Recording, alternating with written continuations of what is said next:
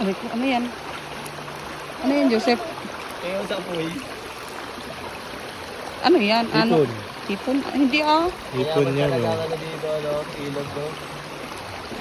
Hipon. Kada? Ayos siya.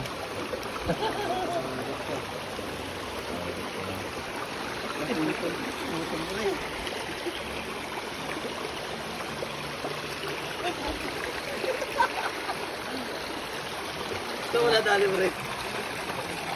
Sarap pag ilang siguro dito, no? Ganyan lang kalaki yan.